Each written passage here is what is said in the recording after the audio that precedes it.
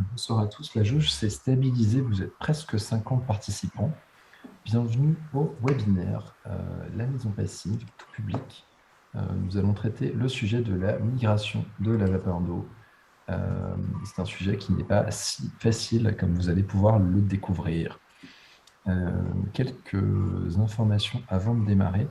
Vous pouvez poser les questions qui vous taraudent dans le module questions et réponses prévu à cet effet. Les questions seront traitées en temps réel. Voilà, je vous invite à découvrir les webinaires suivants. Je te passe la main, Paul-Louis. Merci Victor. Bonjour à tous. C'est toujours un plaisir de vous retrouver pour notre webinaire mensuel de la Maison Passive. Je fais l'introduction en tant que coordinateur du groupe technique des adhérents. Et je vous rappelle qu'on a donc un webinaire qui est prévu à peu près tous les premiers jeudis de chaque mois. Il y a de petites variations, comme vous le voyez sur les dates ici, en fonction des jours fériés et de ce genre de considérations. On a des sujets très intéressants qui vont arriver dans les mois à venir. Le mois prochain, on a Thomas de Surmont de Solaris Bowen qui présentera une approche du temps de retour carbone des triples vitrages de menuiserie extérieure. Le mois suivant, en mai, on a Raphaël Wibert du bureau d'études allemand Hertz et Lang spécialisé dans le passif qui viendra présenter la conception du centre hospitalier de Francfort qui est lui-même Passive House. Et en juin, on a deux membres d'Inoki, Frédéric Jean et Thomas Primo, qui viendront nous présenter leur analyse de la possibilité, de l'opportunité de faire de l'isolation thermique par l'intérieur dans le cadre de bâtiments passifs en vue de leur certification. En plus de ça, on a bien entendu Passibat qui arrive le mois prochain, le 12 et le 13 avril, auquel on vous invite chaleureusement et on vous encourage à venir puisque vous pourrez rencontrer tout le monde, voir beaucoup de conférences de qualité. On aura notamment, en plus du congrès avec les présentations de retour d'expérience et des trophées, c'est-à-dire les bâtiments qui ont été sélectionnés pour être récompensés dans le cadre du congrès, dans le cadre du salon. On aura aussi tout un cycle de mini-conférences pour sensibiliser le public sur les thèmes propres au passif, et notamment avec une approche en résumé assez rapide des webinaires que vous avez pu voir les mois passés, et ce sera l'occasion éventuellement de rencontrer leurs auteurs et de pouvoir échanger avec eux dans un cadre un petit peu moins formel, en tout cas pas enregistré comme dans le cadre de nos webinaires, donc poser les questions qui vous viennent à l'esprit directement à la voix. Et on aura aussi un Genius Bar, donc c'est-à-dire concrètement la présence d'experts, des formateurs, des certificateurs agréés par le Passive House Institute, qui offriront des heures de présence sur le salon pour discuter et répondre à toutes vos questions si vous en avez. Donc c'est une bonne occasion de les rencontrer. Voilà, je vous remercie pour votre attention jusqu'ici et je vous laisse entre les mains donc, de Pierre Ormière et de Jean-Luc Delpont pour ce webinaire sur l'isolation, sur la migration d'humidité dans les parois. Passez tous une bonne soirée.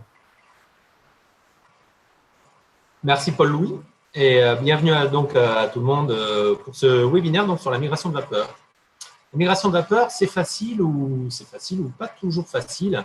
On peut des fois en pleurer pour certains pour les dégâts occasionnés dans le bâtiment quand on s'en rend compte a posteriori et que la conception a été mal faite. Donc on va essayer ce soir de vous donner quelques clés rapidement par rapport au temps que nous avons ensemble. Pour réussir vos conceptions, ou en tout cas vous poser les bonnes questions. Alors, on va se présenter avec Jean-Luc. Donc, je m'appelle Pierre Ormière, je suis enseignant à l'IUT Clermont-Auvergne dans un département métier de l'énergétique et de la transition et de l'efficacité énergétique, pardon. Je suis actuellement dans un bâtiment labellisé Nerfit du campus de Montluçon et je salue des étudiants qui nous écoutent ce soir s'ils veulent. Bonsoir à tous, donc Jean-Luc Delpont, je travaille pour le bureau d'études Eliasol qui se trouve en région Rhône-Alpes. Donc Eliasol existe depuis 2007, c'est un bureau d'études qui est spécialisé vraiment en thermique. On n'est pas bureau d'études fluides, on est vraiment pur thermicien. Donc on intervient sur des missions d'optimisation de bâtiments neufs ou rénovés en passif. Donc, beaucoup de calculs thermiques et assez régulièrement des questionnements sur la migration de vapeur d'eau, évidemment, ce qui nous a amené à utiliser un certain nombre d'outils qu'on vous présentera. Alors, on va commencer par la problématique et je vais rebondir sur la remarque de Jean-Luc. Vu, lu, entendu. Voilà ce que l'on peut voir, par exemple, pour vous interpeller. Et si rien ne vous interpelle ou si vous avez déjà toutes les réponses, eh bien, c'est que peut-être vous aurez des questions à la fin. Donc voilà, j'ai isolé mes combles, ou mes combles sont isolés. Et voici comment c'est. J'ai pris une photo, en fait, chez mon beau-père, quelque chose comme ça. Et donc, il y a une magnifique photo de combles isolés il y a un petit moment. Peut-être que c'est bien fait ou peut-être pas. Entendu également, non, je n'ai pas besoin de par vapeur, j'en mets jamais, puisque pourquoi ça fait doublon, il y a déjà le papier craft sur la laine de verre. J'ai mis un pare-pluie. C'est vraiment nécessaire de mettre un pare-vapeur? Je ne sais pas. Moi, je crois que ce n'est pas la peine. On va voir.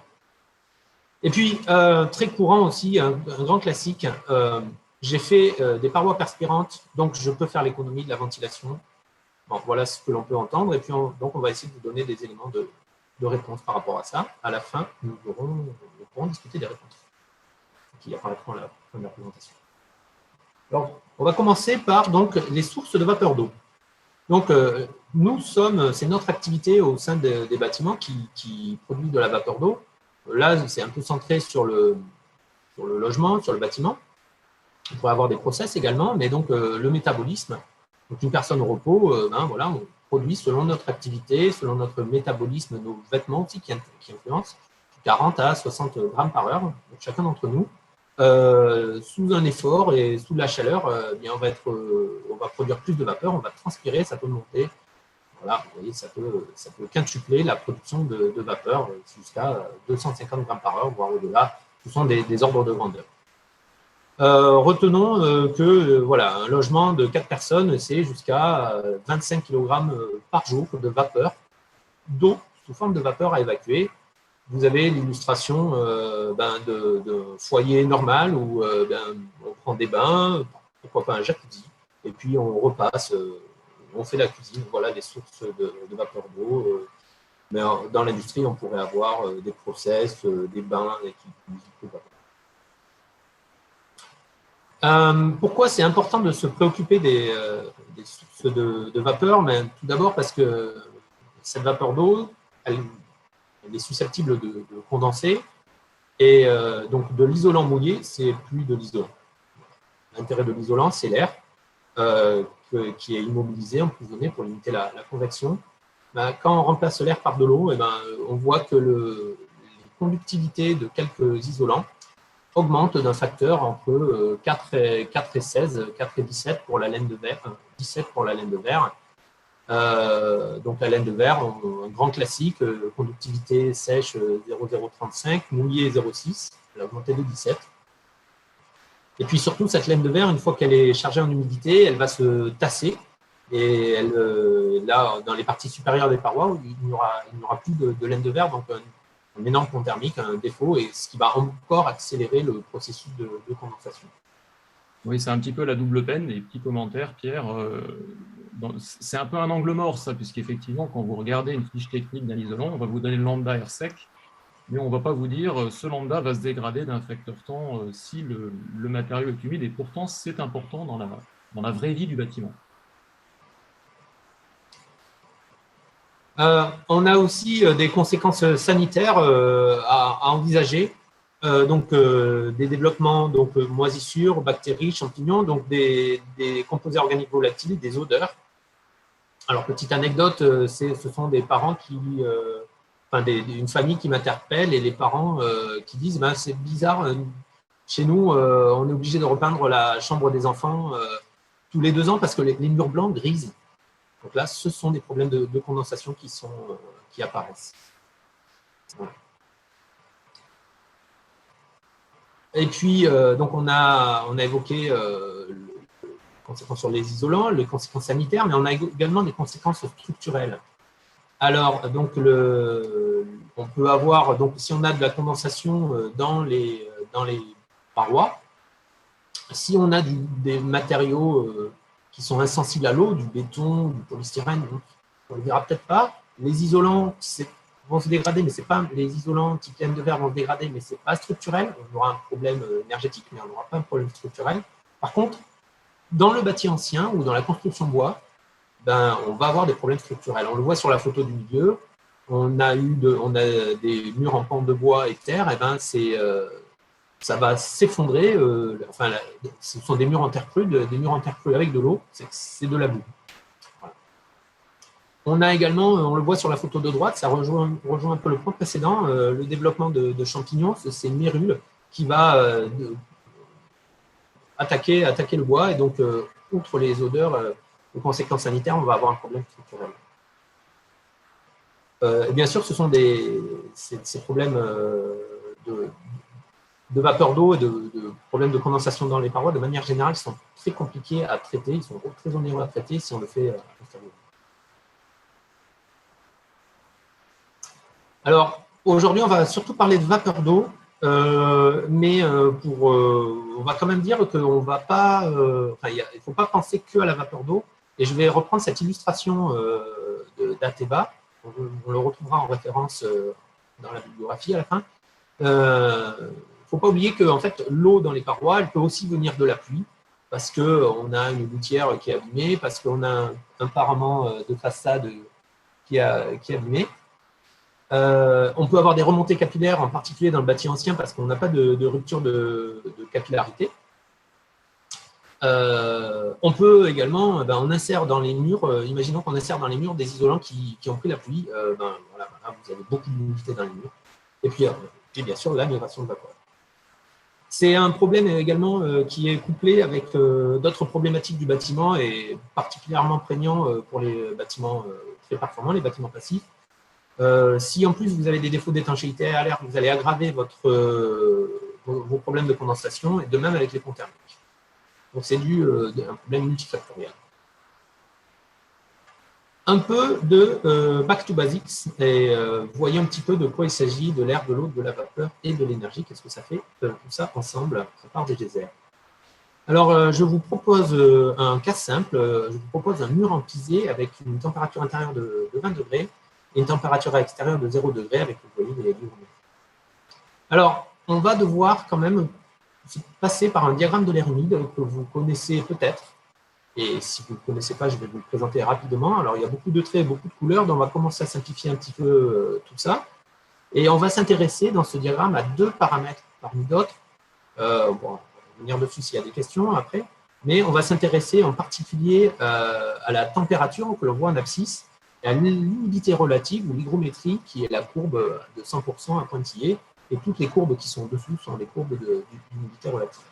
On va tout simplement placer nos deux points. Donc le point intérieur, 20 degrés et 50% d'humidité relative, et puis 0 degré et 80% d'humidité relative. Une fois qu'on a ça, et ce diagramme de l'air humide, vous le retrouverez sur Internet partout, très simple à trouver, eh bien on va pouvoir lire à droite deux grandeurs, une teneur en humidité, en kg d'eau par kg d'air sec. Donc on voit à l'intérieur, on a environ 7,5 grammes d'eau par kilogramme d'air. Mais surtout, ce qui va m'intéresser ici, c'est la pression partielle de vapeur. Et vous avez des pressions partielles de 1170 pascal pour l'air intérieur et 550 pascal pour l'air extérieur. Et ça, c'est la pression uniquement de vapeur d'eau. Donc, on a à l'intérieur 1100 pascal de vapeur dans les 100 000 pascal de pression atmosphérique. Donc, on reporte ça sur le mur en pisé. Eh bien, on comprend qu'on a une différence de température, on va avoir un flux thermique. Donc, à présent, 23 watts par mètre carré. Alors, vite fait, ça vous fait du U de paroi à on a une delta T de 20, plus de 1,1 watts par mètre carré par Kelvin d'écart. Et puis, on a une différence de pression de vapeur, donc la pression de vapeur va sortir. Donc, pourquoi on a une migration de vapeur? Parce qu'on a une différence de pression. Quand on a compris ça, on a déjà fait un grand pas en avant. Et donc, on pourra calculer ici un mur en pisé, vous permet d'évacuer 2 grammes par mètre carré et par jour. Si vous avez 10 kg à évacuer, il vous faut beaucoup de mètres carrés de mur en pisé. Je vous laisse faire le calcul. On a vu le mur, maintenant évoquons la condensation. Et puis, donc dans mon mur en pisé, non seulement je vais installer une petite fenêtre, je vais garder les conditions extérieures, et puis on va prendre un bain. On va imaginer que c'est la fenêtre de la salle de bain. Et je trouve qu'un jacuzzi dans une salle de bain derrière un mur en pisé, c'est vraiment c'est le top. une marque pour vous, donc allons-y gaiement. On a 22 degrés à l'intérieur, et ben, en fait, on va avoir, et 0 degré à l'extérieur, on va avoir un différentiel de température dans le matériau, 18 à 8 en surface. Par contre, sur la vitre, beaucoup moins isolée. Alors là, ce serait du double vitrage avec de l'air. La température de surface de 14 degrés, ça correspond à un UW de menuiserie de 2,8. On va faire un petit focus, on remet notre point intérieur, et puis on va voir ce qui se passe au contact de la fenêtre en particulier. Donc de l'air à 22 degrés sur une fenêtre à 14 degrés, naturellement, ça va se refroidir. En se refroidissant, l'air va être plus lourd, va glisser le long de la fenêtre. Et puis au bout d'un moment, on arrive à la courbe de condensation. Et à 18,4, là, on a la rosée qui va apparaître. Et puis l'air va continuer à se refroidir jusqu'à 14 degrés et on va avoir de la condensation. Donc la courbe rouge, en fait, c'est la vapeur d'eau qui sort de l'air et qui se condense, qui passe à l'état liquide. Donc, on va avoir de l'eau liquide qui apparaît, bien sûr, plutôt en bas de la vitre pour commencer. Et puis, si vous avez vraiment beaucoup de condensation sur toute la vitre. On voit que là, la température de rosée est de 18,4 degrés. Cet air aurait été un peu plus chaud ou un peu plus humide. La température de rosée serait remontée peut-être à 19, peut-être à 20 degrés. Et dans le cas présent, on aurait eu de la condensation à la fois sur la fenêtre, mais également sur le mur, qui est à 18,8 degrés. Donc voilà, là on a vu la condensation. La condensation, c'est quand on atteint la courbe de saturation, qu'on atteint la pression de la courbe de saturation. Rapidement, je vais proposer une analogie, un petit détour pour essayer de mettre les informations dans les cases, et une analogie hydraulique thermique par conduction. Alors, et après on va faire l'analogie avec la migration de vapeur. Donc, en fait, au départ, on a quoi? On a un stock d'une certaine grandeur, soit des mètres cubes d'eau, soit une énergie en joules, ou on l'exprime également en water. Et puis, on a un gradient, une différence de potentiel. À gauche, c'est une différence de hauteur d'eau, ou une différence de pression qui va créer un écoulement. À droite, une différence de température. Un stock et un gradient, ça crée un flux. Le flux, c'est le stock divisé par le temps. Donc, à gauche, des mètres cubes par seconde. À droite, des joules par seconde. Alors, on a James Watt qui a mis son nom à cette unité, donc ça complique un peu, mais des joules par seconde, ce sont des watts. Et on retrouve les watts divisés par 2 heures, c'est des watts. Alors, ce flux, bien sûr, il va dépendre du milieu traversé. On comprend bien que plus la section du tuyau à gauche va être petite, ou la longueur du tuyau est importante, ou la rugosité est élevée, plus le flux diminuera, à gauche, plus la conductivité est faible, plus l'épaisseur du mur est importante, plus le flux va diminuer. Voilà, donc là, on a mis les informations dans des boîtes et on peut faire de l'analogie facilement entre ces différentes informations. On identifie la résistance thermique comme plus l'épaisseur est grande, plus le flux de chaleur sera faible, et plus la conductivité est grande, et plus le flux de chaleur sera important. Et la résistance est faible.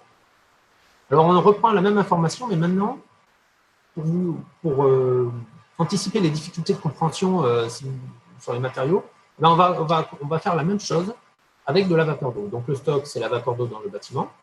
La différence de pression de vapeur crée un flux de vapeur. Voilà, kg d'eau par seconde. Le milieu traversé, lui, ce qui va nous intéresser, c'est une grandeur du matériau, la perméabilité à l'air, en kg d'eau par mètre par seconde par pascal. Les kg d'eau par seconde, c'est le flux, divisé par des mètres et par le gradient. Bon, c'est tout à fait analogue à la conductivité thermique. Donc, si vous avez compris la conductivité thermique, vous ne serez pas gêné pour la migration de vapeur. Alors, bien sûr, jusqu'ici, c'est simple. Mais là, c'est là que ça devient moins sympa, c'est que des fois, ces unités, on va les retrouver exprimées non pas en pascal, mais en millimètres de mercure de différence de pression. Bon. C'est là qu'on va voir que les analogies vont s'arrêter un petit peu ici. Ça me permet d'enchaîner sur les matériaux, sur les caractéristiques des matériaux.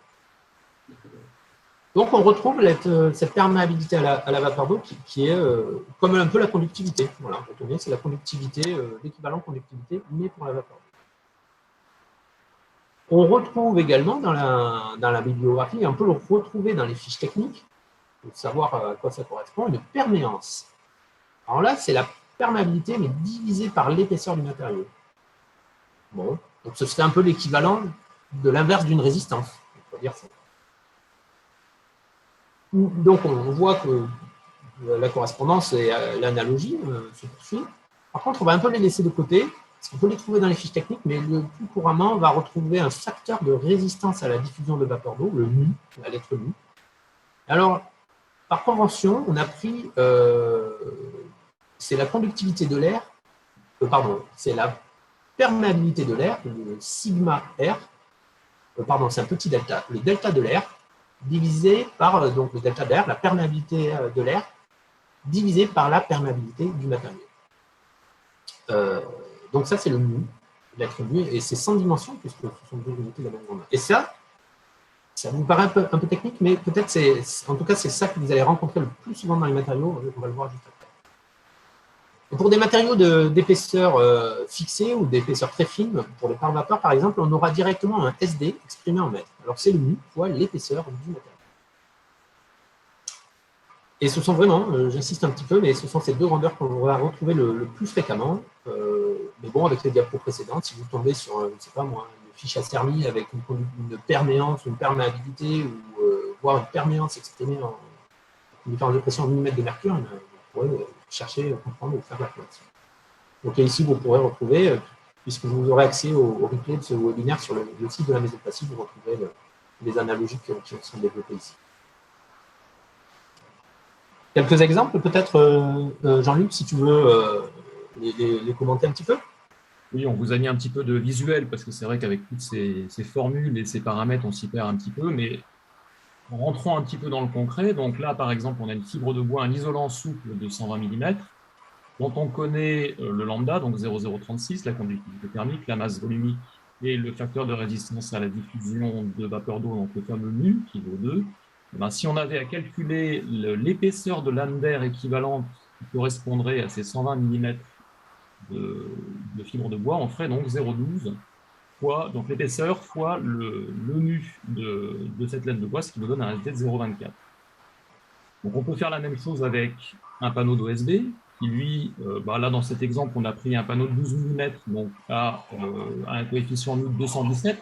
Donc c'est plutôt un frein à vapeur, hein, c'est quelque chose qui va freiner la migration de vapeur d'eau, puisque la valeur mu est relativement élevée.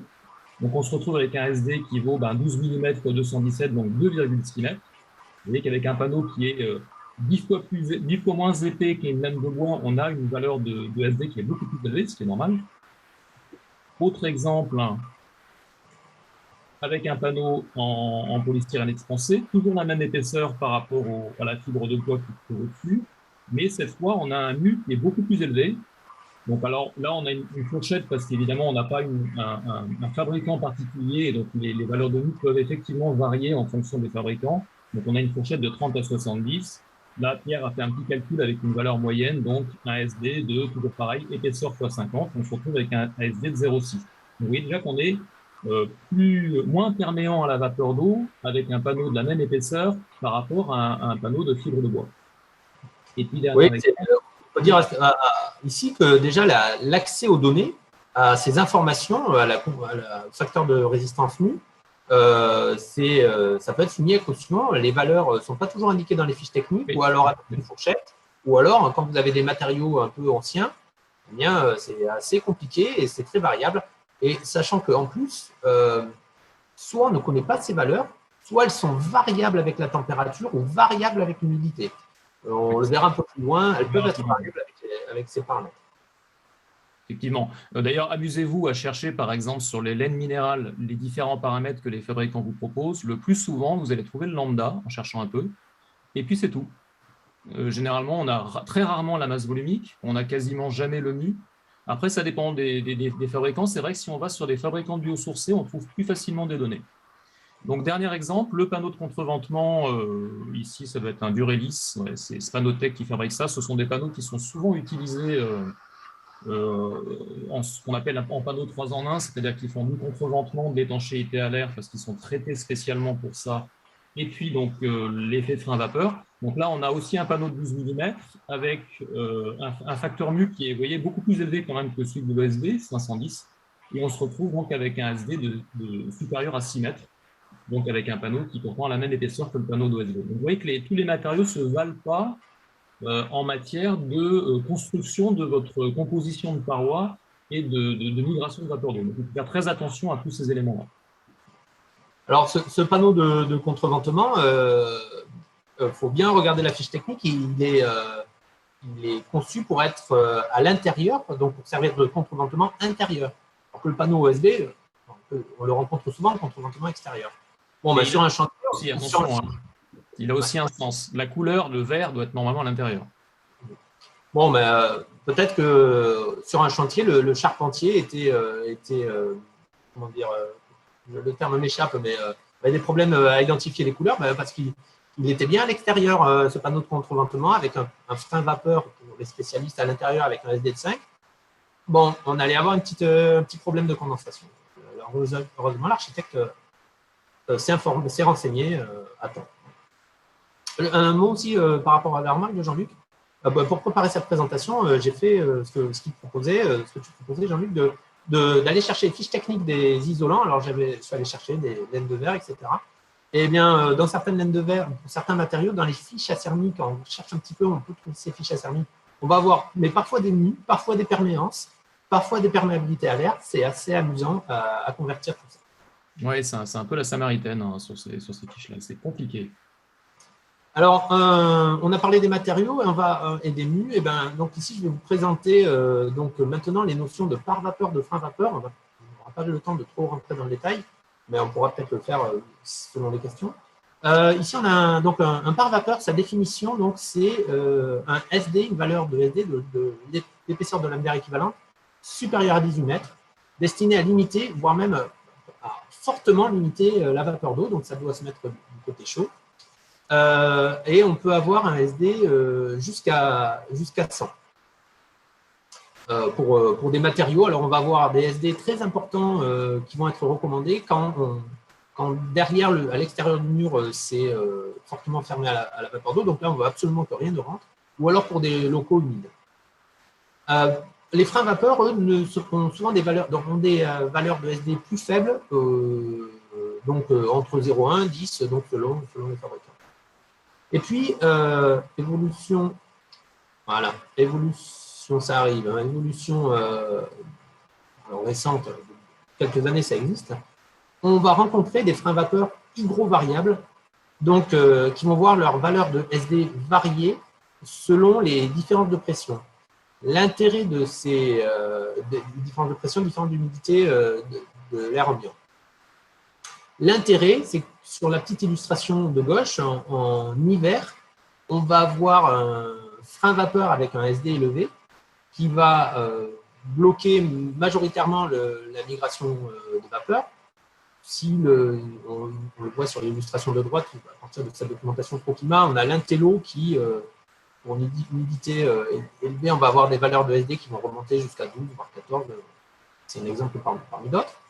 Par contre, en été, le SD va diminuer, et vu qu'en été, on va avoir une inversion de température, on va également avoir une inversion des pressions de vapeur, et le mur va sécher, mais vers l'intérieur.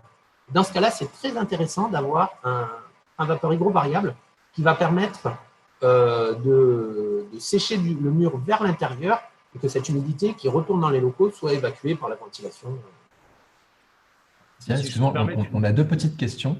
Alors, première question, pour le panneau PSE, je ne comprends pas le calcul 0,12 x 50 du précédent transparent, et qui dit ça donne 6, non? Oui, il me semble qu'il y a une erreur, oui, tout à fait. Parce que parfait. Parfait. Deuxième question du public, existe-t-il une définition officielle du pare-vapeur? Ah, ben voilà, on l'a là, on parle de pare-vapeur quand le SD est supérieur à 18. Ok, parfait, merci beaucoup. Et dernière question, du coup, elles arrivent toutes en même temps. Quid du fonctionnement d'un hygrovariable avec un isolant dans le vide technique en inversion de flux? Oula, on va prendre la phrase plusieurs fois là. Alors, je vais le répéter. Un petit schéma. Quid du fonctionnement d'un hygrovariable avec un isolant dans le vide technique en inversion de flux? Alors, en fait, donc, je vais isolant avant le frein vapeur, c'est ça, je pense. Voilà, c'est ça. Il faut imaginer que souvent, effectivement, alors je contextualise un petit peu la question et on a le temps, je pense qu'on est bien dans les temps. Donc, on a le frein vapeur hygrovariable et puis souvent, on pourrait avoir 40-60 mm d'isolant devant qui a pour rôle de compléter l'isolant, de se mettre dans la lame technique où passent les réseaux électriques.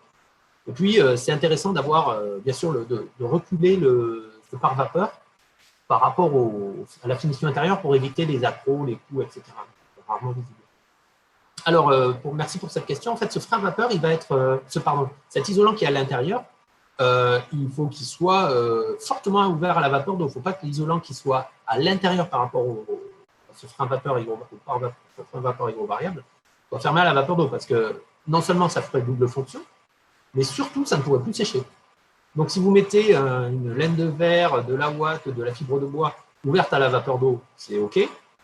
Par contre, si votre projet, on peut imaginer, de mettre devant le frein vapeur 40 mm de mousse PU, c'est surprenant, quoi. C'est pas recommandé. Alors, il y a encore quelques questions qui arrivent. Y a-t-il un flux de vapeur d'eau qui se fait plus facilement, horizontalement ou verticalement? Non, puisqu'on l'a vu tout à l'heure, c'est la différence de pression de vapeur qui est le moteur. Cette différence de pression de vapeur, c'est la température et l'hygrométrie. Donc, ce n'est pas un flux comme la convection. Enfin, c'est pas un flux comme la convection qui dépend du sens du flux de chaleur. C'est un transfert gazeux, hein, donc le gaz, qu'il soit horizontal ou vertical, ça ne change pas grand-chose pour lui au niveau déplacement. C'est juste un problème d'aller vers le milieu le plus concentré, vers le milieu le moins concentré, qui sont des phénomènes physiques qu'on trouve partout, finalement. À la différence, pour peut-être là aussi, essayer de comprendre d'où vient la question, c'est à la différence du transfert de chaleur par convection, qui va être facilité, plus important vers le haut, parce que la convection, c'est de l'air chaud, on va dire, et plus faible vers le bas. De là que Merci pour ces éclairages, Pierre et Jean-Luc. Et une dernière remarque. Attention, est-ce qu'on n'aurait pas une erreur sur la diapo par vapeur, frein vapeur, donc celle qu'on est en train de regarder, à savoir, est-ce que par vapeur jusque SD 100 et frein vapeur, pas de limite de SD, ce ne serait pas l'inverse? Alors peut-être c'est mal exprimé, mais en fait, un pare-vapeur, pour que ce soit un pare-vapeur, il faut que la valeur de SD soit de 18 ou plus. Et ces valeurs de SD, on peut retrouver des pare-vapeurs avec des valeurs de SD jusqu'à 100. Après, on a des membranes, même des membranes bitumineuses, etc., une feuille d'acier. On peut aller bien au-delà, hein, oui. Si on prend un bitumineux, par exemple, un bitumineux, le SD, il est extrêmement élevé. Mais effectivement, on n'est plus tout à fait dans la définition des films par vapeur tels que tu voulais le présenter, Pierre. Oui, tout à fait. Et voilà, en espérant avoir répondu à la question. Et pour les freins vapeur, donc on n'a pas de valeur, on n'a pas de valeur seuil. C'est quand on est en dessous de 18, on parle de freins vapeur, mais voilà. Alors, on va peut-être poursuivre. Donc, on vous a présenté les deux valeurs que l'on trouve, je vais vous mettre comme ça parce que l'animation est plus pertinente comme ça. On vous a présenté d'abord donc, le mu et le SD qui sont les principales valeurs que vous allez retrouver dans les fiches techniques. Voilà. Si vous les trouvez, ce seront celles-ci. Mais en fait, ce flux et ces valeurs vont dépendre des caractéristiques intrinsèques du matériau, donc qui seront la porosité. Donc, vous avez quelques matériaux avec des prises de vue au microscope électronique et vous allez donc avoir du bois avec une certaine porosité, autour de 50% de porosité. Et puis, dedans, surtout, on va distinguer dans ces matériaux, s'ils sont poreux, de la porosité ouverte ou fermée. Typiquement, la mousse synthétique, c'est de la porosité fermée.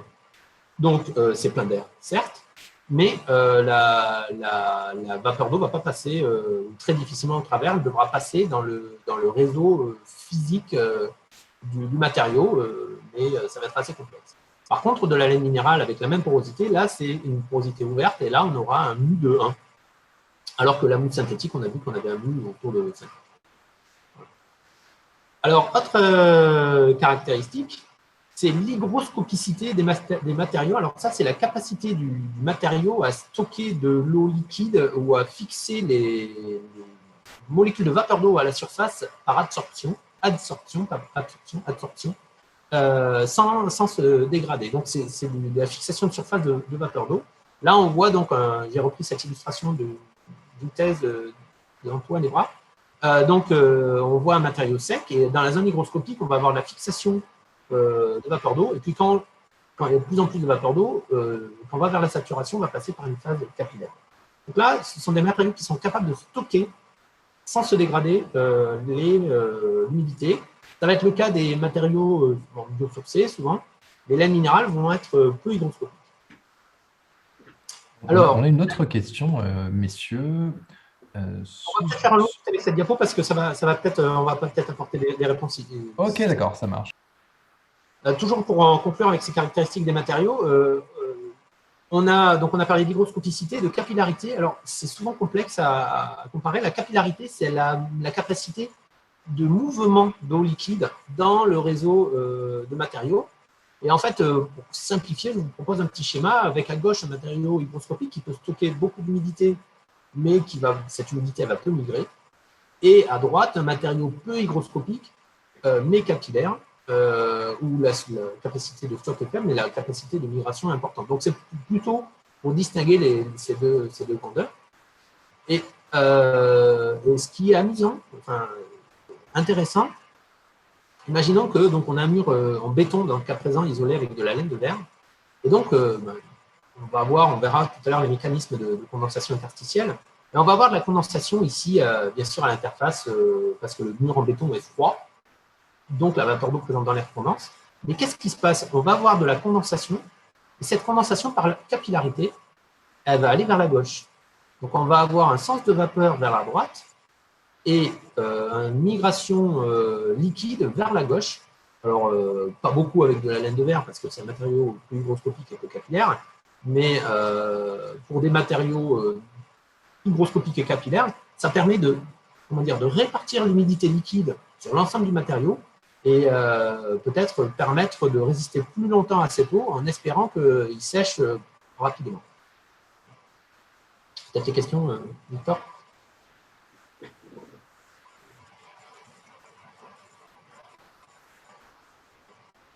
Victor, es-tu là? Là, on a perdu Victor. Bon, de toute façon, on a un peu plus de temps. Donc, on garde bien. Je peux sortir la question si tu veux, Pierre, parce que je la vois sur le commentaire. Alors, sur une terrasse isolée sous étanchéité, l'étanchéité bitumineuse ou PVC est un pare-vapeur positionné côté froid. Comment gérer la migration de vapeur d'eau? Très bonne question. C'est une excellente question. C'est là que l'isolant bitumineux, si vous mettez des matériaux, si vous avez de la vapeur d'eau, ça peut être problématique si vos matériaux sont sensibles.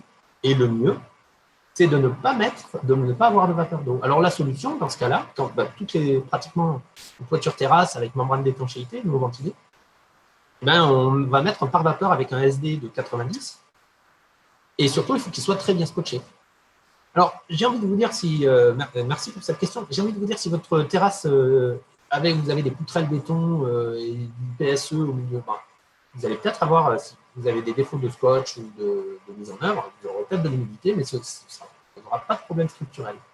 Maintenant, vous avez un isolant bitumineux, une étanchéité bitumineuse, et vous avez des ossatures bois et en plus des matériaux biosourcés susceptibles de se dégrader, là, faut contacter Eliasol pour faire une étude et des meilleures préconisations d'étanchéité. Voilà. Souvent, les solutions dans ce cas-là, une des pistes de solution, bien sûr, sont les membranes hygovariables. Alors, pour compléter ce que dit Pierre, ça c'est la solution un peu classique. On va essayer de mettre un pare-vapeur bien positionné, mais il subsiste un risque. C'est clairement ce type de toiture, c'est vraiment des toitures à risque. Donc, il y a une solution alternative dont vous avez sûrement entendu parler, c'est ce qu'on appelle la toiture froide ventilée. Où là, le but du jeu, en fait, c'est de recréer en sortie de composition de toiture, la sortie de composition de toiture, au lieu de la bloquer avec un bitumineux, avec un PVC, etc., on va la laisser perspirante. On suit la philosophie, être de plus en plus ouvert à la vapeur d'eau à mesure qu'on va sortir vers l'extérieur. Et pour gérer la problématique étanchéité, parce qu'il faut quand même qu'on soit étanche à l'eau, évidemment, c'est une toiture terrasse. Donc, ce qu'on va créer, on va créer une lame d'air ventilée qui va être juste après cette composition, en allant vers l'extérieur. Et au-dessus de cette lame d'air ventilée, on va recréer un platelage qui, lui, va accueillir l'étanchéité. Donc, on va assurer à la fois l'étanchéité à l'eau, bien sûr, comme se doit une toiture terrasse, et on va s'arranger avec cette lame d'air qui va se ventiler naturellement pour évacuer donc, les transferts d'humidité qui auraient lieu au travers de la composition. Alors, ça nécessite une mise en œuvre plus complexe, souvent plus coûteuse, qu'il faut faire vraiment sérieusement, parce que moi, pour avoir échangé avec des personnes qui l'ont fait, il y a eu des cas de sinistres, mais qui étaient essentiellement liés à des problèmes de mise en œuvre de cette lame d'air ventilée. Mais si c'est bien fait, normalement, ça fonctionne plutôt pas mal. Et on s'affranchit justement de ce risque qui subsistera de toute façon. Même si on le verra avec les simulations, on peut les tester, mais les simulations restent des simulations, mais j'en reparlerai un petit peu plus loin. Oui, on se rappelle l'adage, tous les modèles sont faux, mais certains sont utiles. Donc, apprendre avec des pincettes, il faut savoir interpréter. Je propose qu'on avance dans la présentation, étant donné qu'il est 18h45, et on prendra les dernières questions tout ensemble à la fin.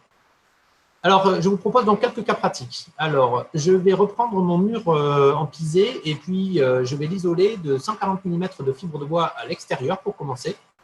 Et on va voir un petit peu ce qui se passe. Donc, il y a toujours 20 degrés à l'intérieur et 0 degré à l'extérieur. On va représenter des isothermes dans la paroi. L'isolant est à l'extérieur, il va donc isoler le mur et ce mur va rester chaud. On voit que sa température va être entre 19 et 18 degrés. Et donc, à l'extérieur, 0,2 à la surface. Donc là, formidable, on vient de réduire, on a divisé par, on est passé de 23 à 4,5 watts par mètre carré. Ça vous fait un U de 0,23. Et puis, à partir des isothermes, on va pouvoir tracer la courbe de saturation. Parce que ces valeurs de pression saturante, vous savez, c'est la courbe de saturation qu'on a vue tout à l'heure. C'est elle à 100%, ça ne dépend que de la température. Donc, on peut le lire sur le diagramme, déterminé par calcul, et le représenter ici. Et puis, comme tout à l'heure, on va retrouver nos pressions de vapeur, 1100 à l'intérieur, 20 degrés 50%, on a une pression de vapeur de 1170 pascal, 550 pascal à l'extérieur. Et puis, on voit que le pisé, avec un mu de 10, freine un peu plus la vapeur d'eau que la fibre de bois avec un mu de 2. Et donc, on voit la courbe qui descend plus vite dans le pisé, la courbe je la représente ici, je ne sais pas si vous voyez mon pointeur ici, mais voilà, on voit cette courbe qui descend plus vite parce que la résistance est plus importante. Tout va bien. Alors, bien sûr, on peut se dire, mais OK, tout fonctionne bien, il n'y a pas de condensation. Encore une fois, attention, point aveugle, là, on parle que de la vapeur. Si par ailleurs, vous avez de l'eau de pluie qui arrive par là ou des remontées capillaires, même dans ce cas-là, vous aurez des problèmes. Et là, avec ce mur isolé, on a un peu plus isolé le mur, on a 2 grammes de vapeur d'eau qui sort. On va mettre maintenant l'isolant à l'intérieur, et bien sûr, pour les plus aguerris d'entre vous, on sent que ça va moins bien se passer. Cette fois, c'est le mur en pisé, il est froid. L'isolant est à l'intérieur, donc le mur, lui, va être froid. On va, entre autres, couper un peu l'inertie du mur. Bon, avec de la fibre de bois, c'est moins grave, on aura quand même beaucoup d'inertie, mais voilà. On va toujours retrouver, la position de l'isolant ne change rien au flux de chaleur, qu'il soit dedans ou dehors, ça ne change pas. On est en flux, en régime permanent. Nous ne parlons pas parler plus que ça d'inertie. Et puis, comme tout à l'heure, à partir de ces températures, on va pouvoir représenter la courbe de vapeur saturante. On voit que, bien sûr qu'elle a la même allure que les isothermes et que cette courbe de vapeur saturante, de pression de vapeur saturante, est bien différente de la représentation tout à l'heure. Et on rajoute maintenant la courbe de vapeur, les valeurs de tout à l'heure. Et bien là, on a une pression de vapeur qui, alors c'est le tracé, c'est un modèle qui se fait supérieur à la courbe de vapeur saturante. En fait, ce n'est pas possible. Hein. Dès que le trait bleu touche le trait rouge, c'est l'eau liquide, et donc vous avez ponctuellement là de la boue qui va se former dans votre mur en pisé. Votre mur en pisé va se transformer en boue. Voilà. Il ne faut pas que ça arrive trop longtemps. Donc là, c'est très dangereux, en particulier pour les bâtis, le bâti ancien, le bois, la terre, les matériaux biosourcés. Un peu plus technique, je vous propose une composition de mur classique recommandée par le DTU 31.2 de mémoire avec, donc on retrouve à l'intérieur, sur la partie supérieure, un parement intérieur, une plaque de plâtre, 100 mm d'isolant. On retrouve ici en rouge le pare-vapeur avec son SD de 18, une ossature de 200 avec, pourquoi pas, de la ouate de cellulose, un contreventement. J'ai oublié, j'ai dû le mettre, il sera dans le modèle de 12 mm d'OSB, et puis encore 60 mm de fibre de bois dense. Alors dans ce cas-là, on va avoir cette fois une courbe plus complexe où on retrouve ici les isothermes, avec, on voit que on a le rôle de l'isolant ici important. Là aussi, c'est l'isolant. Et surtout, bon, les valeurs sont un peu, oui, sont approximatives, des décimales ont sauté. Et surtout, ce qui va être intéressant, on va retrouver comme tout à l'heure la courbe de vapeur saturante en rouge. Et puis, on va voir les effets du frein vapeur ici. La pression de vapeur va diminuer fortement parce que le flux de vapeur va être bloqué par le pare-vapeur avec un SD18. On a également ici un petit seuil qui apparaît, qui sont les 12 mm d'OSB qui freinent un petit peu le frein vapeur. On a ici donc un flux de 2,4 watts par mètre carré, c'est un U de 0,12. Et ici, on a un mur beaucoup moins perspirant que précédemment. Avec ce pare-vapeur, on peut sortir 0,5 g par jour et par mètre carré. Donc ça, c'est une solution courante, mais on ne peut pas vraiment appeler ça un mur perspirant. On va le retrouver ici, le mur perspirant. J'ai pris une illustration d'un fabricant de matériaux. Et donc là, la composition est un peu différente, 13 mm de plaque de plate, 40 mm de lame d'air technique. Le contreventement, cette fois à l'intérieur. Et puis, on va retrouver ici, entre ossature de l'isolant montant ossature plus Pavaflex. On va avoir un complément d'isolant extérieur isolaire. Et puis, lame d'air bardage. Donc, cette fois, les isothermes sont les suivantes. Ça ressemble beaucoup au cas précédent, c'est un petit peu différent. Le U est un peu dans les mêmes ordres de grandeur, un peu plus, enfin, le flux de vapeur est un peu plus élevé, un peu moins d'isolant. Par contre, ici, sur le schéma, on voit ce seuil qui est créé par le contreventement intérieur. Quand on voit ce schéma, on pourrait se dire, mais ça ressemble à tout à l'heure, peut-être qu'il y a un pare-vapeur également. C'est difficile à savoir, mais ce qui nous indique, c'est un mur perspirant, c'est le flux de vapeur qui est beaucoup plus important, qui est 9 fois plus important de mémoire. Voilà un exemple. J'avance un peu pour donner la main et pour présenter quelques outils, et Jean-Luc va vous présenter des outils les plus élaborés.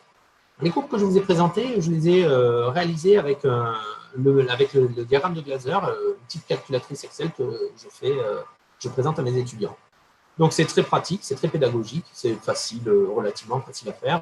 Et vous les trouverez sur Internet, vous tapez le diagramme de Glaser, vous en trouverez plein, plus ou moins bien réalisé, il faut faire son petit comparatif. Par contre, les limites, c'est que c'est du monodimensionnel, on n'a pas plusieurs dimensions. Et puis, c'est du régime permanent, on n'a pas de changement de température à l'intérieur ni à l'extérieur. On reprendra cette question, M. Blum. Le transport d'eau capillaire n'est pas pris en compte. Donc, le mouvement de l'eau liquide qu'on a évoqué, n'oubliez pas dans ce diagramme. La condensation, le séchage, bien sûr, non plus. À noter qu'il y a une révision de cette méthode laser, selon cette norme, qui prend en compte la condensation et le séchage, mais ce qui peut expliquer différentes versions de feuilles Excel qu'on peut trouver sur Internet ou dans les outils en ligne, parce qu'ils peuvent être également. Je vous présente rapidement Ubacus. Alors, donc ça, c'est un outil c'est un outil en ligne qui a une version gratuite qui est très intéressante également, plusieurs versions payantes. Alors là, c'est un peu plus intéressant parce qu'on va avoir donc on va pouvoir créer ces matériaux, on va pouvoir prendre en compte les paramètres des SD variables, la méthode laser ne le permet pas. Par contre, on ne va pas avoir de transfert capillaire et on va pas pouvoir, en tout cas pour les versions gratuites, définir de climat. Troisième outil pour monter en gamme, on va citer le logiciel Woofy. Alors, il y a d'autres logiciels, c'est un logiciel emblématique pour faire ce type d'études. Il existe en monodimensionnel ou en bidimensionnel. Je vais passer rapidement parce que Jean-Luc va vous présenter le même cas traité avec ces trois outils. Donc, voilà un exemple de D. Mais Jean-Luc va vous présenter ça sur un cas pratique. Voilà, on va essayer de visualiser un petit peu mieux un exemple concret. C'est un exemple qui m'a été soumis il y a quelques temps sur un mur en ossature bois paille. C'est les coupes que vous voyez sur l'écran. Donc, vous avez de l'intérieur vers l'extérieur un enduitaire de 40 mm, donc un caisson ossature bois paille de 38 cm, et puis un enduit chaud à l'extérieur de 4 cm, 400 cm. Donc la question, c'est effectivement comment ça se passe. Alors c'était dans un bâtiment d'éducation de mémoire, et donc on nous a demandé s'il y avait un risque. Donc niveau 1, on va dire, de la réflexion, on fait un glaser. C'est ce qu'il y a de plus simple à faire. Un glaser, il suffit d'avoir les différentes couches, les épaisseurs, normalement les nus, les lambda et roule ma poule, et normalement on arrive à sortir quelque chose.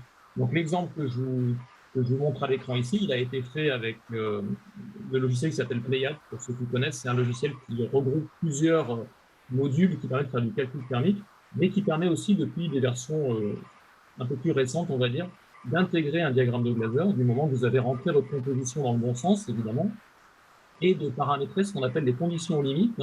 C'est ce que vous voyez en haut, température et humidité. Donc les conditions limites, là, sont de 20 degrés intérieur avec 50% d'hygrométrie relative, et puis 0 degré extérieur avec 90% d'hygrométrie relative. Quand on additionne tout ça, on voit qu'effectivement, le logiciel nous dit attention, risque de condensation. Et si on regarde bien les courbes plus bas, effectivement, il y a un croisement à un moment donné entre la courbe de vapeur saturante qui est donc en rouge, en haut, et la courbe de pression partielle de vapeur qui est en orange en bas. Effectivement, quand on arrive sur l'extérieur de la botte de paille, un peu avant l'enduit, on a ce croisement qui laisse à penser qu'effectivement, ça va poser un problème. OK. Niveau 2, faisons le calcul avec Ubacus. Donc, Ubacus, logiciel en ligne, que je vous recommande parce qu'il est vraiment bien fait et on peut faire pas mal de choses et ça apporte pas mal à la réflexion. Donc, même chose, on va dessiner par couche les différents éléments. On va indiquer aussi les conditions limites et on va regarder ce que donne le petit dessin. Donc, vous avez plusieurs accès sur la gauche. On peut regarder l'aspect humidité. On va rentrer évidemment à partir de la base de données d'Ubacus, qu'on peut aussi enrichir avec des éléments. On peut rajouter des éléments.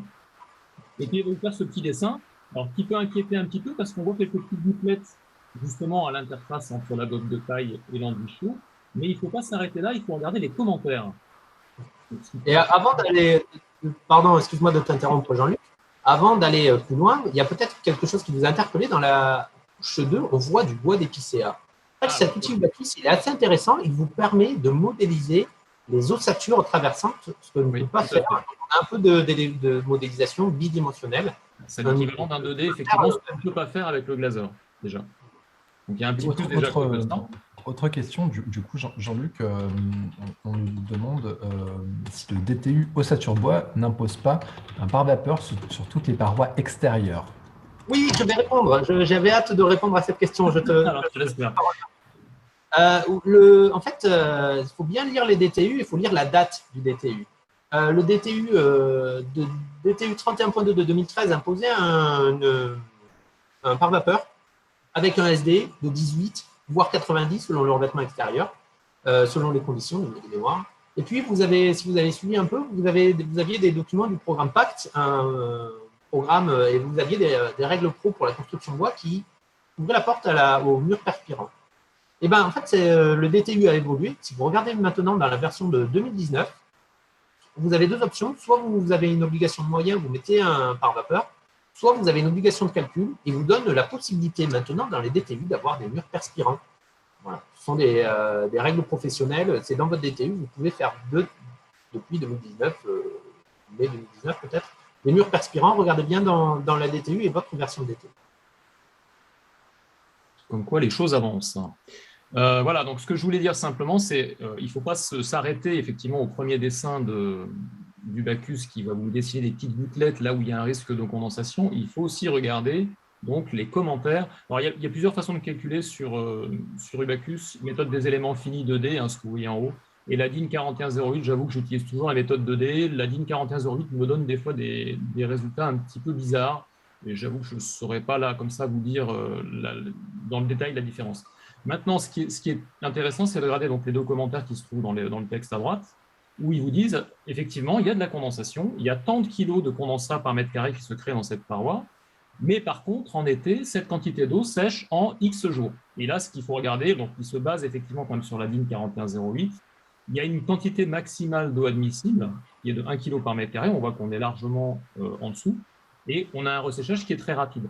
Donc en fait, Ubacus reste un calcul statique, puisqu'on ne lance pas de simulation. À partir du moment où on a rentré les données, c'est quasi immédiat le résultat. Donc ça reste du calcul statique. Mais c'est un calcul statique évolué qui d'ailleurs doit aller dans l'évolution aussi de la norme dont citait Pierre avant, où on a une prise en compte de resséchage et on peut se dire qu'effectivement, là, on a effectivement un problème de condensation, c'est clair, mais que cette condensation pourra être évacuée en belle saison.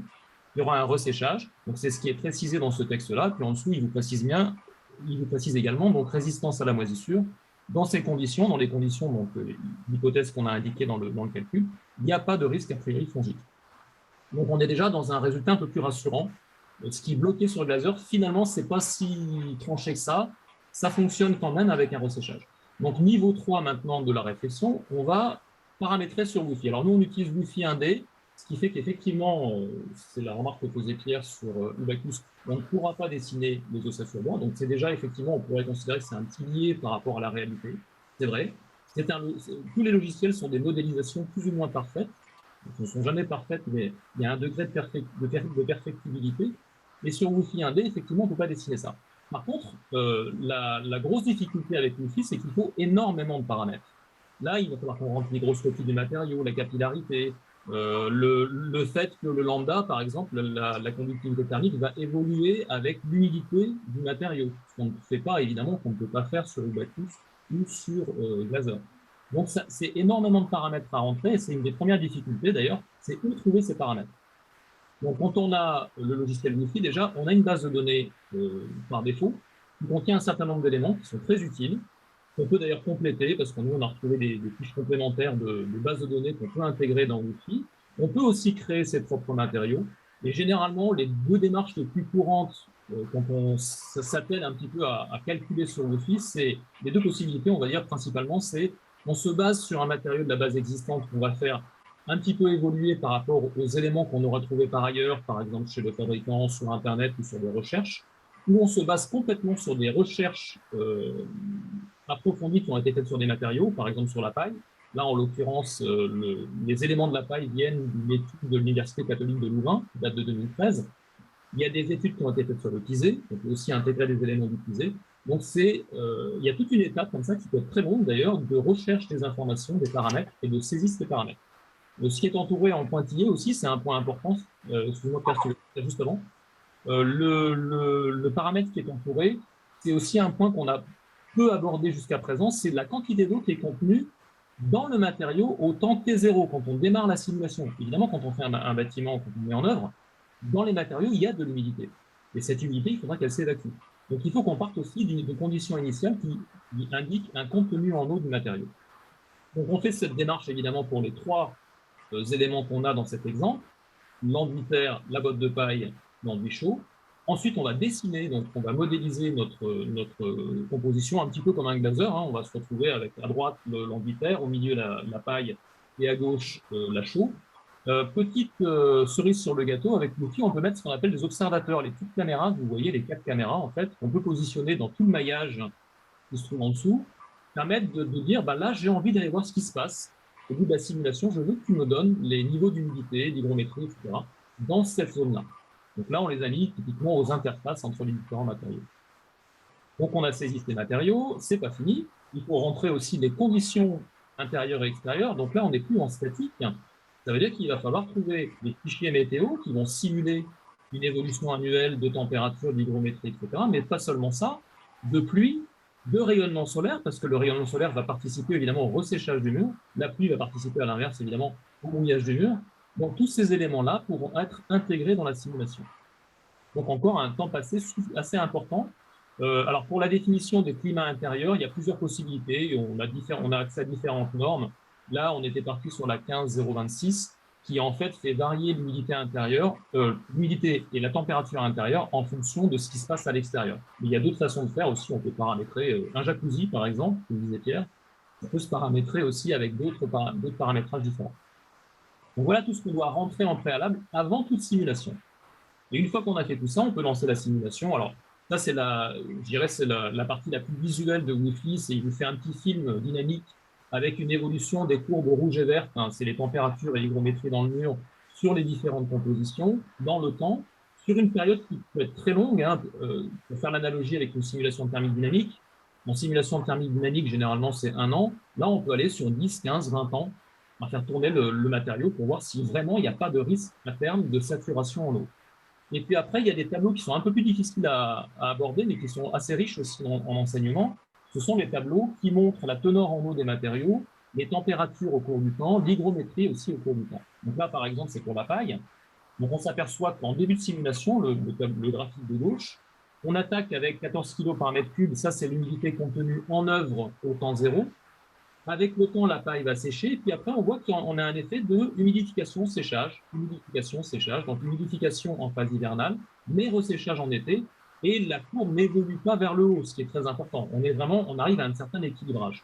Et puis la courbe de droite va indiquer les températures qui vont évidemment faire le yo-yo entre l'hiver et l'été, et l'hygrométrie. Et on s'aperçoit qu'en fait, dans cette simulation qui prend en compte beaucoup plus de paramètres, notamment la capacité de la paille à stocker et à déstocker de l'eau, finalement, les hygrométries ne dépassent pas ici 90%.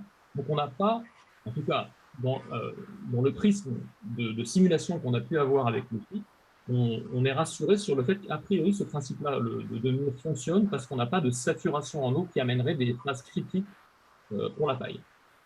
Voilà. On voit qu'ici, les modélisations sont faites sur 10 ans. Hein. Là, c'est sur 10 ans, mais des fois, j'en ai fait même pour plus de temps parce que je me suis aperçu qu'on avait une légère montée de la courbe et qu'au bout d'un moment, il y avait une saturation. Donc, il faut bien regarder ces courbes quand on fait une simulation Wi-Fi. Et donc là, on a 3 outils, mais effectivement, et je rappelle ce que disait Pierre au départ, rappelez-vous les angles morts de ces approches-là. On n'a pas tous les paramètres. Là, par exemple, on n'a pas les ossatures bois, ce n'est pas forcément le point le plus grave, mais on n'a pas les remontées d'eau qui pourraient venir de manque de fondation qui laisserait passer l'eau, comme le pisé, par exemple, des choses comme ça.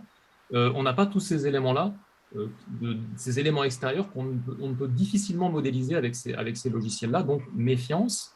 On a coutume de dire que quand ça passe avec un glazeur, c'est que c'est bon. Quand ça ne passe pas avec un glazeur, on peut affiner, effectivement, avec Ubacus, avec Wi-Fi. Et on a des cas qui passent quand même, mais gardez-vous des marges de sécurité et surtout sur des compositions type toiture-terrasse qui sont vraiment très critiques. Là, il faut faire vraiment attention. Malgré le fait qu'on puisse faire ces simulations-là, il faut rester très, très prudent sur ces approches. Alors, on a évoqué les toitures-terrasses. Elle est liée à la toiture chaude biosourcée. Mais on a d'autres cas, on l'a évoqué, remontée capillaire, poutre bois encastré, c'est l'illustration du milieu.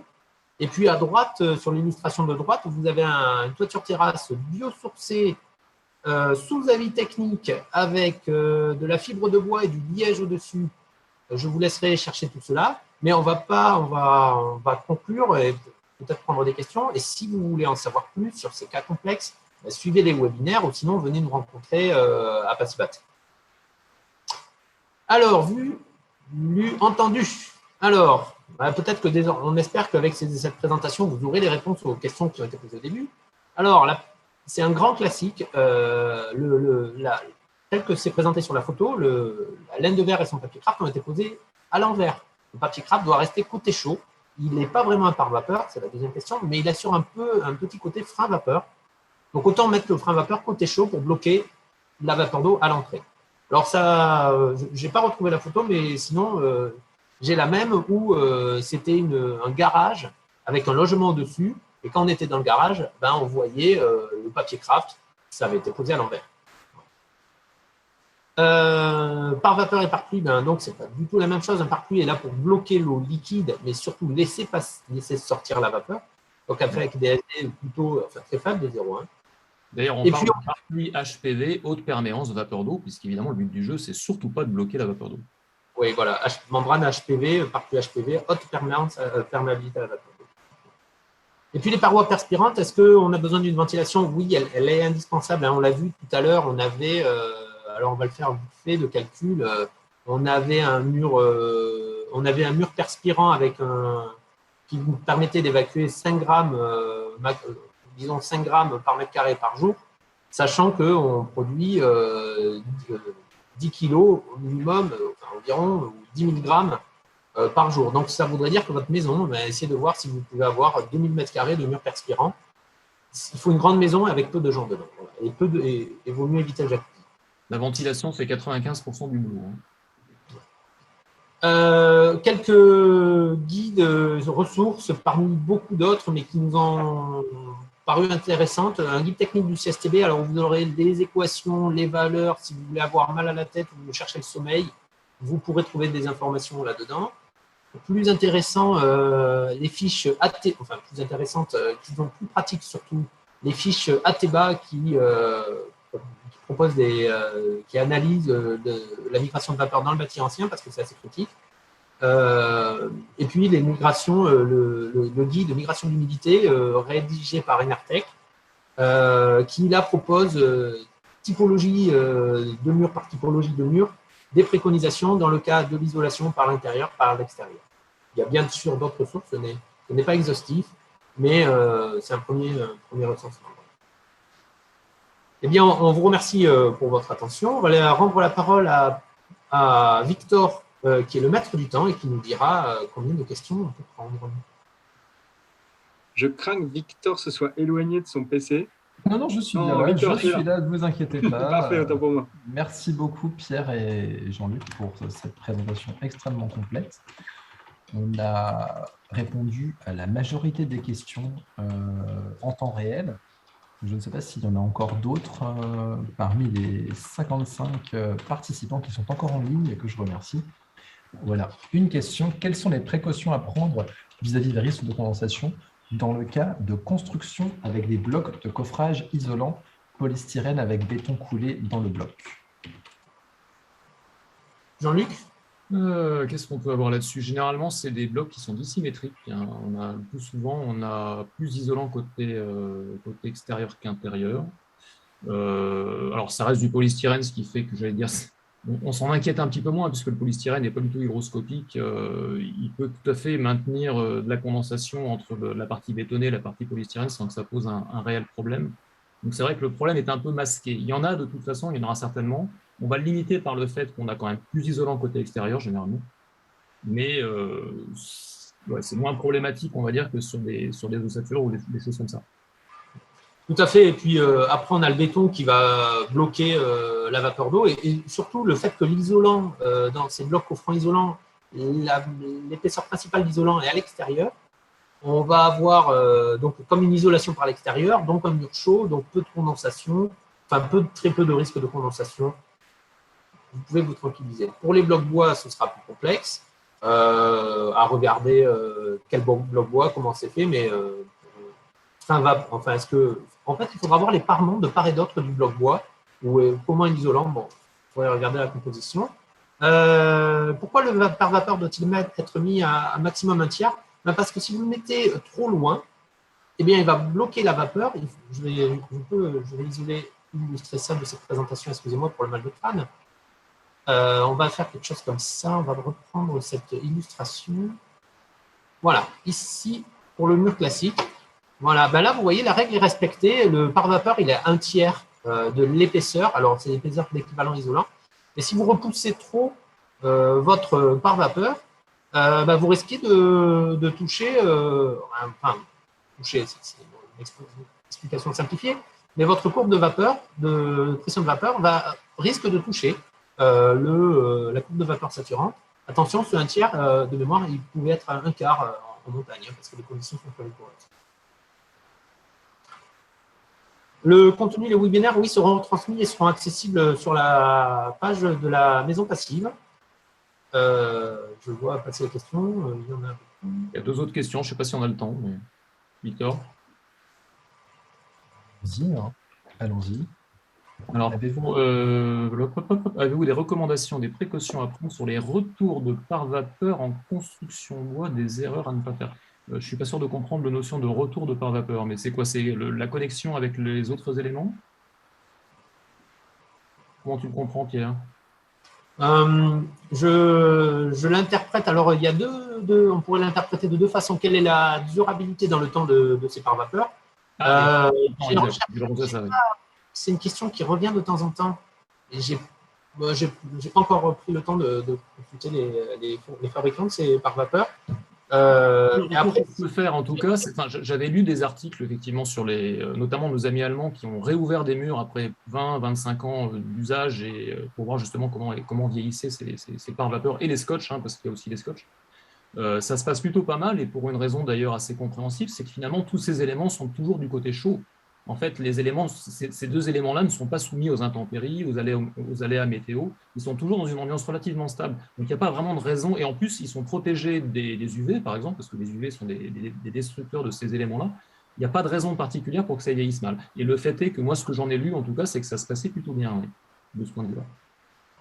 On peut peut-être, pour généraliser, dire que même des matériaux biosourcés, il y a des maisons en paille qui ont 120 ans. Quand c'est bien conçu, dans ce cas-là, persévérant, ça tient dans le temps. Voilà. Maison feuillette, oui, par exemple. Voilà, il faut bien entretenir les gouttières, par contre. Voilà. Alors, on a une autre question. En isolation intérieure avec un mur poreux, l'isolant doit-il être en contact avec le mur ou avec un vide d'air? Alors, on va dire que l'isolant, il doit être à l'extérieur. C'est mieux, mais des fois, on ne peut pas. Hein. Ce n'est pas toujours possible. Voilà. Prenons un cas de figure où on ne peut pas le faire, parce que c'est possible. Hein. On ne peut pas toujours faire des ITE, malheureusement. On aimerait bien. Mais... Donc, effectivement, quand on est contraint à faire une ITI, il y a plusieurs solutions possibles.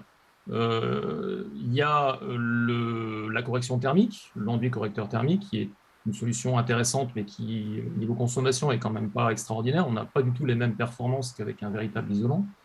Il y a effectivement le fait de coller l'isolant, mais là, on est certain d'avoir de la condensation à l'interface. Quoi qu'il arrive, il y aura toujours des périodes où il y a de la condensation. Donc, la question à se poser, c'est comment elle va s'évacuer. Donc, si le mur est suffisamment capillaire pour eux, ça peut marcher. J'ai même vu des études qui ont été faites, je crois, par Enertech, le bureau d'études Enertech, qui préconisait de faire ce qu'on appelle un enduit de répartition côté intérieur, c'est-à-dire qu'on va faire un enduit chaud qui prend toute la surface intérieure et qui fait la connexion avec les joints pour un mur en pierre, par exemple, avec les joints de la pierre. Et ça suppose que les joints en question soient suffisamment capillaires pour évacuer après, pour que cet enduit qui fasse un peu plaque de répartition puisse ramener l'humidité et puisse évacuer sur l'extérieur. C'est toujours le petit point d'interrogation, c'est comment est le mur existant. Tout à fait. Et vous retrouverez ces préconisations que tu viens de citer, Jean-Luc, c'est justement dans le guide climato c'est ça. Avec des études distinctes selon que vous ayez un mur calcaire relativement ouvert à la vapeur d'eau ou un mur basaltique comme vous pourriez en retrouver en Auvergne ou en Bretagne, ou voilà, j'espère n'oublier personne. Et dans ce cas-là, on a un mur basaltique beaucoup plus fermé à la vapeur d'eau. Et dans ce cas-là, l'isolation à l'intérieur est beaucoup plus complexe. Et puis, il y a une dernière solution que j'ai pratiquée sur un ou deux projets, qui est pas évidente à mettre en œuvre, mais qui est sécurisante. C'est dans l'hypothèse où le mur existant n'a pas suffisamment d'éléments pour s'assurer qu'il y aurait bien cette migration d'eau, de condensation. C'est effectivement de laisser une lame d'air, même de la ventiler de manière naturelle. Ça veut dire créer des ventilations basses et des ventilations hautes. Et dans ces cas-là, effectivement, tout transfert de vapeur d'eau qui va traverser l'isolant et va se retrouver dans cette lame d'air sera de toute façon évacué sans abîmer l'isolant. On peut même mettre un pare-pluie HPV côté externe de cette espèce de boîte dans la boîte, on va dire. Donc ça fonctionne, mais par contre, c'est plus compliqué à mettre en œuvre, c'est sans doute plus coûteux, et on perd de la surface habitable, bien sûr, puisqu'on est obligé d'épaissir le complexe. Mais c'est des solutions qui sont très sécurisantes. Donc, il y a plein de solutions, mais effectivement, voilà, la question, c'est le risque management, c'est quels éléments de réflexion on a pour choisir. Ce n'est pas toujours évident. Ou le pas si facile du titre du webinaire. On va peut-être conclure ici. On a déjà un petit peu débordé le temps et pris de votre temps. Merci à tout le monde. Et puis, encore une fois, on vous invite à venir à Passibat pour échanger avec nous. On sera ravis de vous rencontrer. Merci à tous. Merci, bonne soirée. Au revoir, bonne soirée.